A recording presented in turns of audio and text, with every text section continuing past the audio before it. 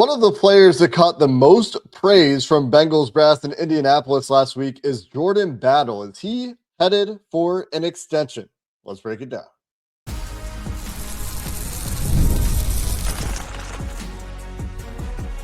You are Locked On Bengals, your daily Cincinnati Bengals podcast. Part of the Locked On Podcast Network, your team every day. What up, Bengals fans, and welcome to another episode of the Locked On Bengals podcast, part of the Locked On Podcast Network, your team every day, in the number one sports podcast network in the land. He's James Rapien, I'm Jake Liscow, and we've had you covered here on Locked On Bengals going all the way back to 2016, your best one-stop shop for all things Bengals, as we're approaching free agency rapidly here, James, and some of the decisions the Bengals have to make this offseason have to do with extending their own, and we've talked a little bit about Chase Brown. We've dedicated an entire episode, in fact, to the Chase Brown extension. We've talked about DJ Turner and Dax Hill as two obvious extension candidates for the Bengals that we believe they have interest in working on this offseason. They obviously have plenty of work to do externally and at the safety position, but the way they're talking about Jordan Battle in Indianapolis leads us to ask the question that we will dive into today, which is Jordan Battle primed for an extension from the Cincinnati Bengals? What does that look like? Is that a good idea? All of the things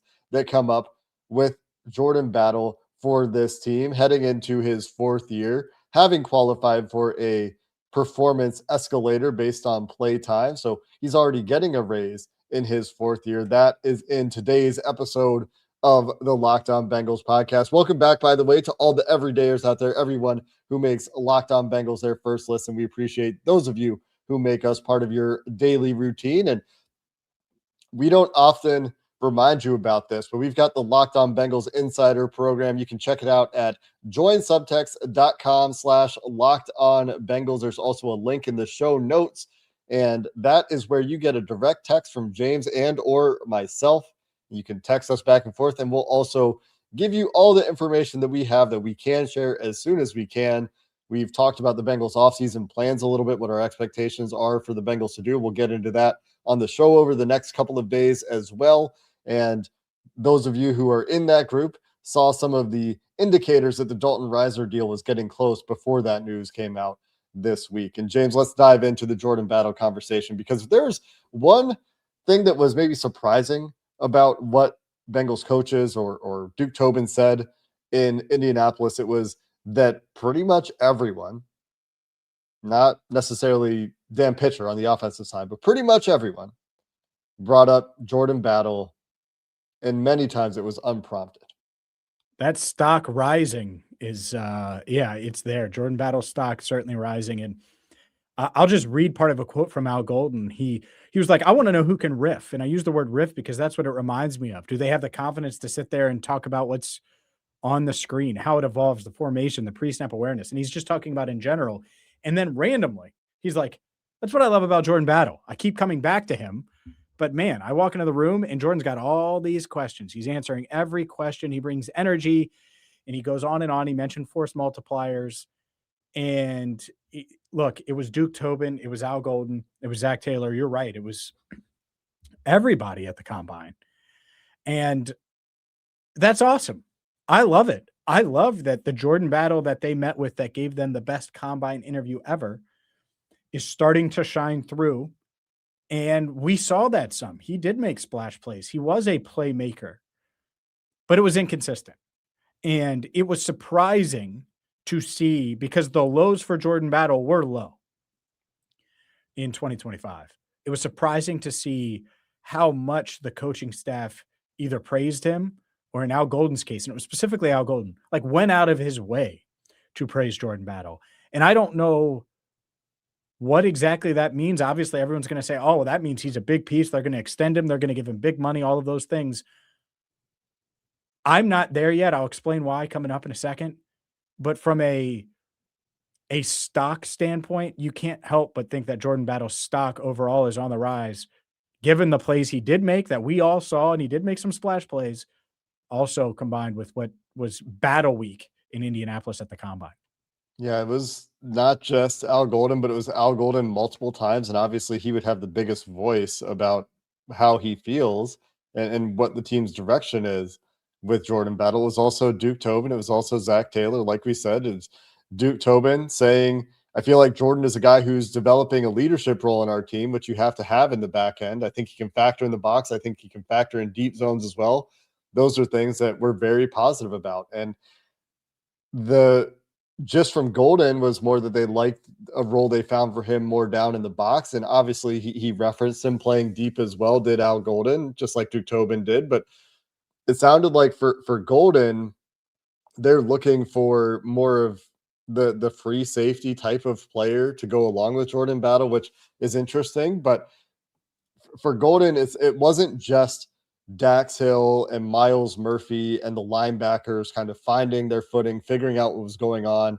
As the season went on, it sounds like Jordan Battle a big part of that as well, and them figuring out how they wanted to use him best and what his role could look like going forward, which will later, as we talk about Al Golden, essentially telling us all of the Bengals' defensive priorities this offseason, or at least his defensive priorities, kind of informs what the Bengals are looking to do alongside Jordan Battle, because they obviously very much need a safety. But that brings us to the extension conversation, where it wasn't necessarily directly discussed. Hey, is a Jordan Battle a guy you're working on an extension on? At least not that I heard or noticed in Indianapolis, because I don't think it was really on anyone's mind going into the week as much as it's on our mind now. It was the players that we have discussed. Obviously, it was the cornerbacks and it was Chase Brown. Those are the guys that we're thinking about for extensions. But coming out of that week in Indianapolis, James, is this something that you think the Bengals are prioritizing regardless of what your decision making might be around Jordan Battle's future? No, I don't buy it. I just can't buy it. I don't know. Maybe I'm just ignoring everything. But I cannot buy that safety for the past 3 seasons has been awful for the Bengals. And I'm not saying that doesn't have a lot to do with Nick Scott and have a lot to do with everyone that was around Jordan Battle. Geno Stone took a beating from me on this podcast. Like, I was very critical of him. But did Jordan Battle earn a significant extension? Even if you think yes, there's pretty much zero scenario where they should be willing to do that now. None. And obviously we're going to talk about free agency over the next couple of days and expect them to sign a free agent safety. But safety's in play at 10 overall, and it should be. Safety's in play at 41 overall and 72 overall. And so, like, the thing I don't want the Bengals to do anywhere is to pigeonhole themselves into not being able to do something in the draft, to not being able to get whatever edge, defensive tackle, safety, whatever it is, offensive lineman. You don't want to be in a spot where you can't take the best player. And there's a decent chance that in the first 3 rounds, a really good chance, I would say probably, that safety is arguably the top player on the board. Maybe not. Maybe it doesn't happen. And if it doesn't happen, then you have that free agent and you have Jordan Battle and you can cross that bridge. But I would be really surprised, even with all of the praise, if the front office said, you know what, let's commit big money to Jordan Battle before free agency, before the draft, when it's such a good safety offseason. That's how I'll describe it. The safety offseason is booming. And Jordan wasn't a Pro Bowler. He wasn't this guy not that the Pro Bowl matters. I'll take that back. He wasn't consistent. And so even if Al loves him, do you know Al's going to be here in a year? Like, let's give it a few months and make sure. So I hope they look at it with logic. Maybe not. Maybe they think he's a buy low and they know he's going to be good and take a step and they want to get ahead of it and all of those things. And they love his leadership and all. But it would be hard, even on a bargain at this point, not knowing what else they'll do at safety, or what else they'll be in position to do at safety, I should say, to say extend Jordan Battle. There is an argument in there to get the extension done. And I want to unpack that a little bit, because I think that there's certainly a case that you can make that would say, yeah, this is a proactive thing to do. This is how you get ahead of it. And we've been asking them to get ahead of it, right? And this is where you can find some value and save a little bit of money. Let's discuss that as we wrap up the conversation on Jordan Battle before we transition to what exactly it is that Al Golden is looking for, because he more or less spelled it out at the combine. We'll do that coming up next. Hey, it's Matt Derry from the Locked On Lions podcast. The people I love depend on me. If I'm gone, the financial responsibilities don't disappear. I didn't want my family figuring things out during the hardest moment of their lives. That's why I knew only one place to go. I chose life insurance through my friends at Ethos. Ethos makes getting life insurance fast and easy, 100% online. You can get a quote in seconds, apply in minutes, and get same-day coverage. There's no medical exam. You just answer a few simple health questions. You can get up to $3 million in coverage. Some policies are as low as $30 a month. I love the folks at Ethos. Protect your family with life insurance from Ethos now by going to ethos.com/LockedOnNFL. In as little as 10 minutes, you can get the free quote and up to $3 million in coverage at ethos.com/LockedOnNFL. That is ethos.com/LockedOnNFL.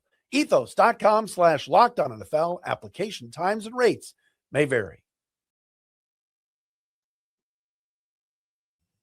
Before we dive into why it might make sense for the Bengals to extend Jordan Battle, and I do think there's a very coherent argument that you can make in that direction. Just want to remind you that with free agency right around the corner, not only is this a great time to check out the Locked On Bengals Insider Group, which I mentioned earlier, join subtext.com/LockedOnBengals. We're also giving away a month free of the Everydayer Club with code free agency with no spaces. You can check that out at lockedonbengals.supercast.com. That gets you an ad-free audio version of the podcast, and it gets you access to the Everydayer Discord, where you can chat with other Everydayer listeners of the Locked On Bengals podcast. So again, lockedonbengals.supercast.com with promo code free agency with no spaces to get a free month to check out the Everydayer Club.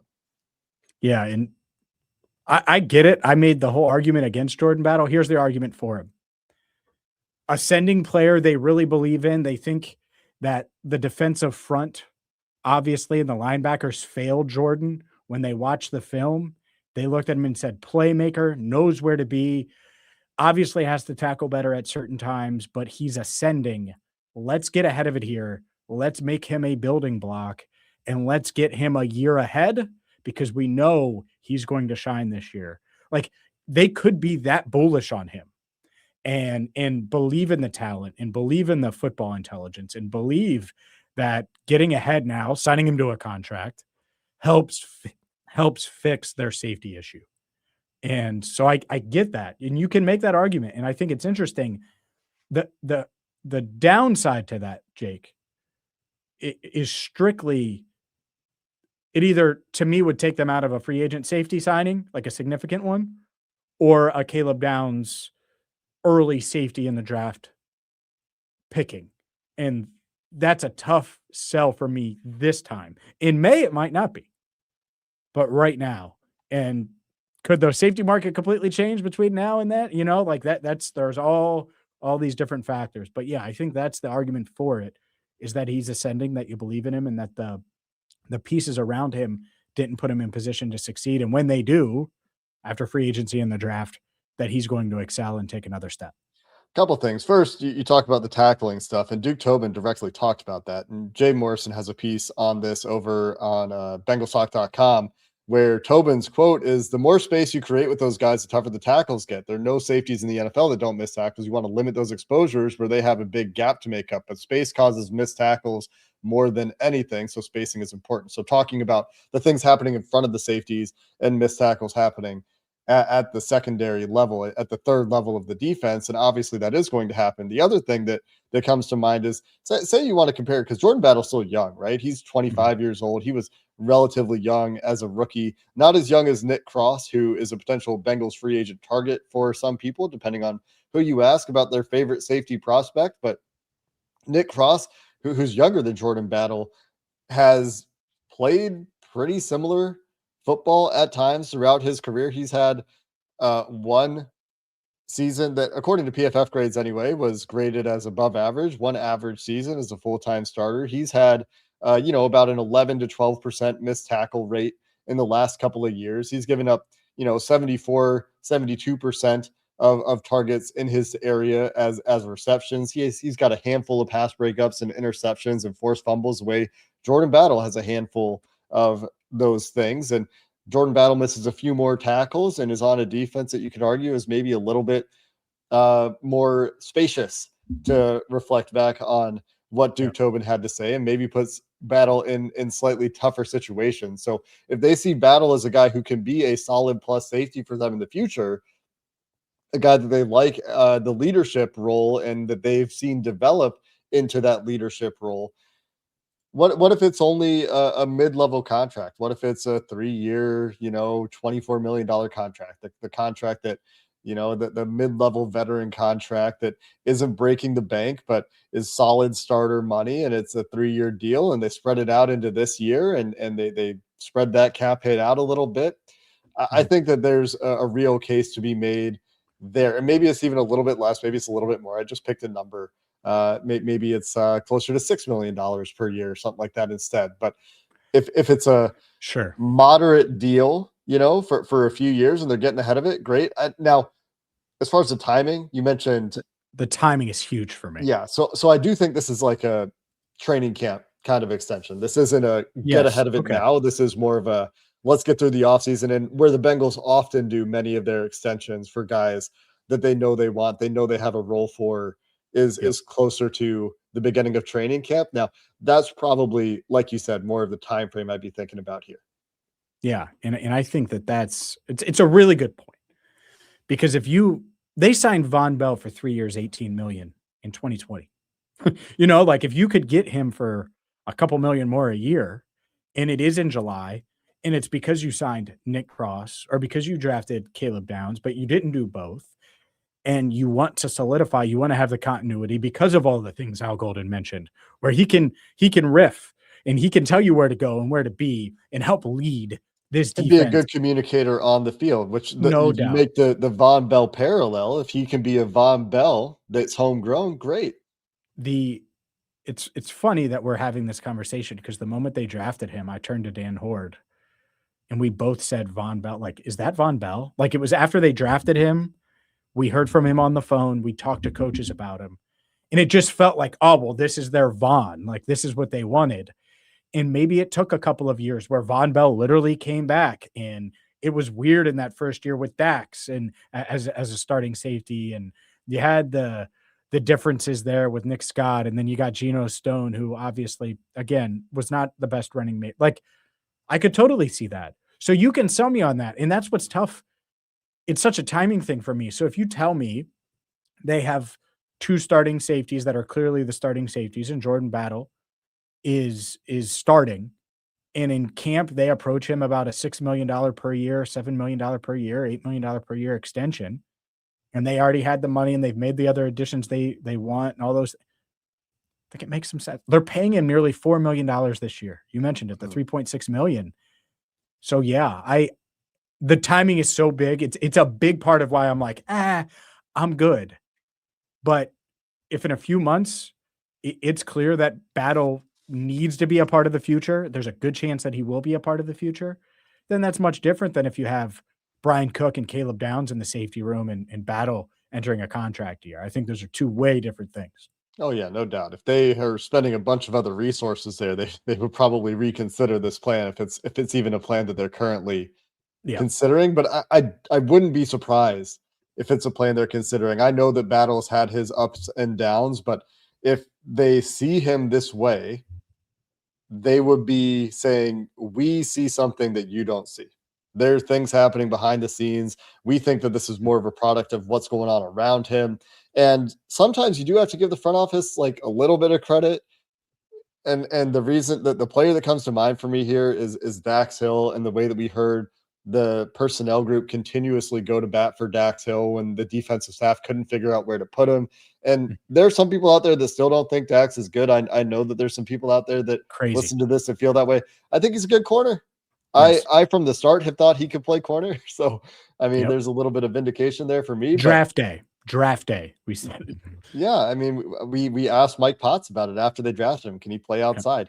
But Duke Tobin said, I think he's scratching the surface of what he can be. If we can put a good group around him, I think he can help direct it. And you need that as safety. That's a lot of what Von Bell did. Von Bell was also a great tackler, obviously, and you'd like to see Jordan Battle improve in that regard. But Goes back to Duke's comments about space.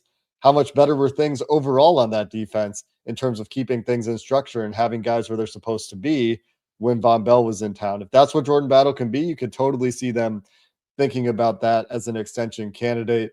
And that would be like we've talked about after we see where the dust settles with everything else. But it was very noteworthy how much praise was heaped onto Jordan Battle by all of these guys in Indianapolis. But Al Golden also talked about what he wants to see in the running mate for Jordan Battle, the other safety or safeties that the Bengals are looking to add, and all of the priorities for the Bengals on the defensive side of the ball, where they are looking to spend some resources, James Rapien. We'll dive into that coming up next.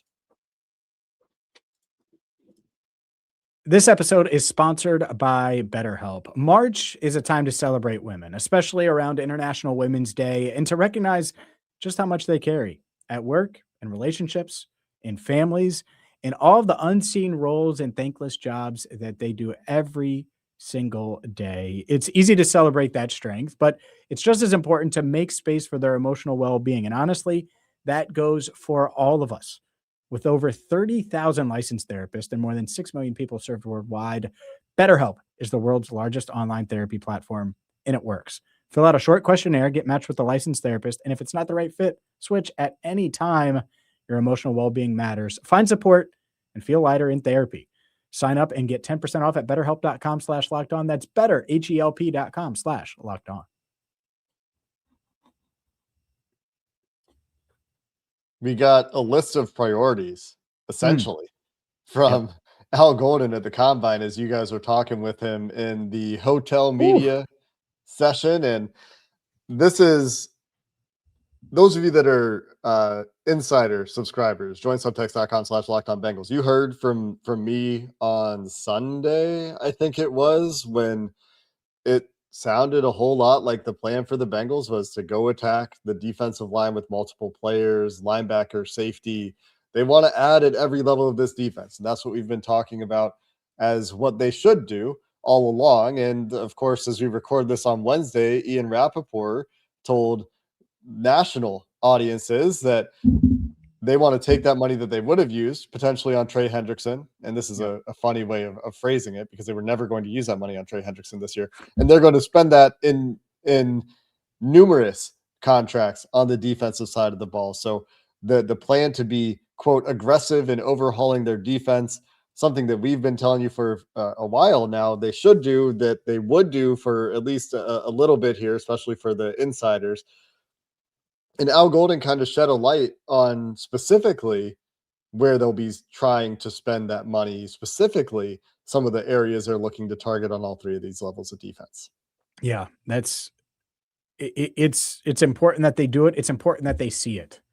And I think Al sees it. And maybe, by the way, maybe that's why he's propping up Jordan, is maybe he just wants to make it clear, just give me one safety. Yeah. Give me multiple defensive linemen. Give me a linebacker.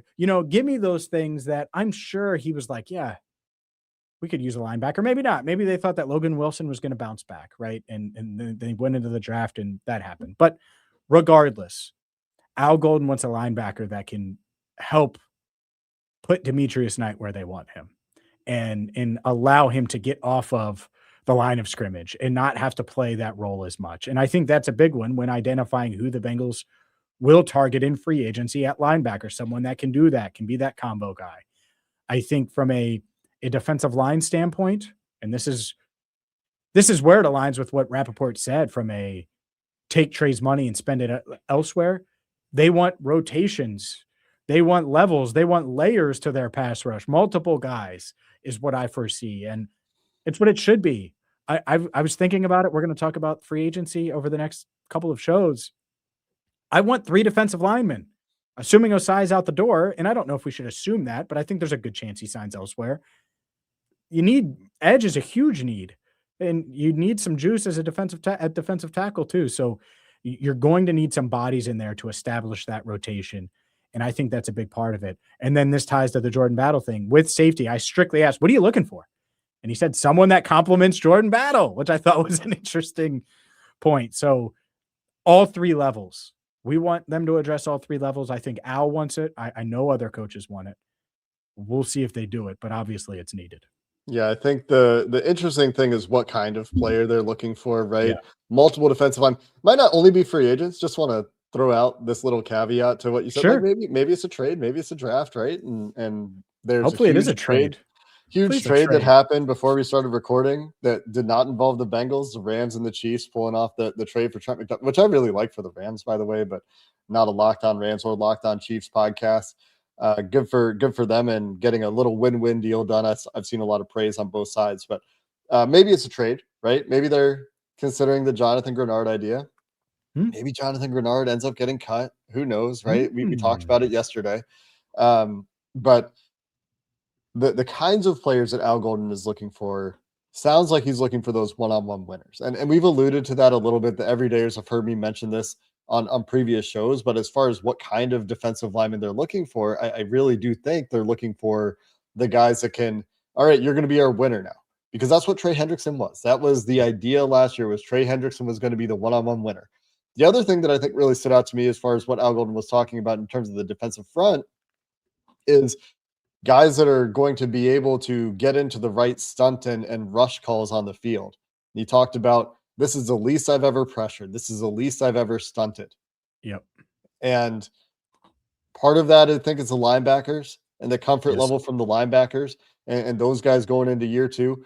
But having the guys that can execute those sorts of things, and this goes to linebacker as well, and it's why we'll talk about the blitzing ability for potential linebacker targets, because that sounds like something that Al Golden wasn't super happy about, especially early in the season last year. They found a path, and we talked about that with Cody Alexander for Demetrius Knight to be a blitzer late in the year, and that can be part of Demetrius Knight's role going forward. But winners on the defensive line, guys that they can put in that Trey Hendrickson role, like maybe Miles Murphy does this to some degree. That's not necessarily how I see him excelling. I think he's taking the steps, right? And there's a lot of praise for Murphy coming out of the combine as well from the coaching staff and front office. But is he your Trey Hendrickson type of player, or is he your Sam Hubbard type of player? Because last year was the Sam Hubbard kind of role that emerged for Miles Murphy. So looking for the three tech that can win, looking for the edge that can win their one-on-ones when they get the one-on-ones.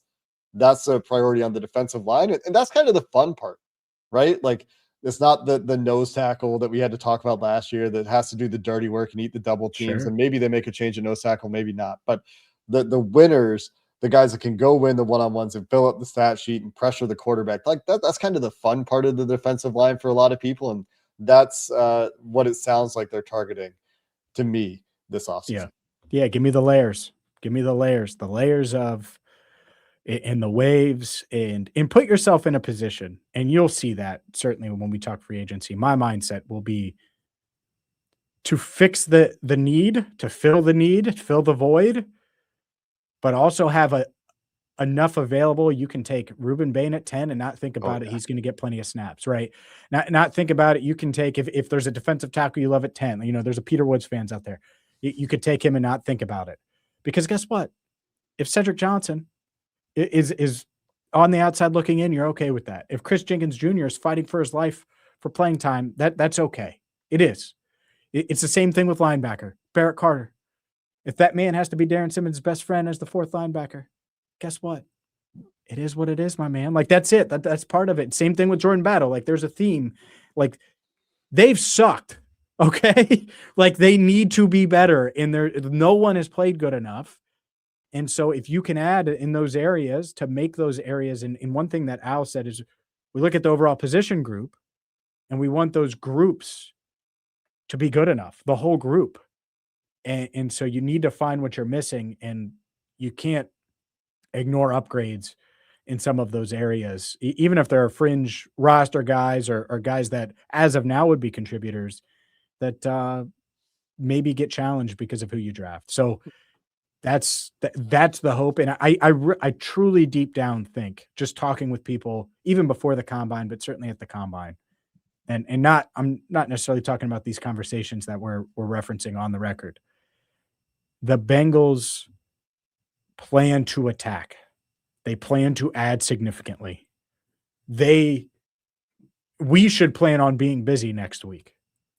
Whether or not it actually happens is a whole nother thing, because it's not like I heard that from Katie Blackburn or Mike Brown. Like, whether or not the negotiations go the way they're planning, like, there's a lot that is still to be decided. And Zach Taylor, who is in the same spot as Duke Tobin, and because you just don't know until the deals get done. Yeah. There are those roles that they're looking for. The winners on the defensive line, the guy that can play on the line of scrimmage and do more of what Demetrius Knight was doing at linebacker, so Demetrius can do other things. This is something Al Golden talked about, the complementary player for Jordan Battle, and whether that's a guy that can play in the slot or a guy that's going to be more of a traditional free safety type of player. We'll see what direction they go. Many, many free safety archetypes and players that are available, many types of safeties out there, I should say, if I said free safety. So a lot of ways this could go. We'll get into what we're hoping to see, what we're expecting to see from the Bengals, some free agency plans here. Free agency is right around the corner, my friends. And like James said, we're expecting to be busy next week right now.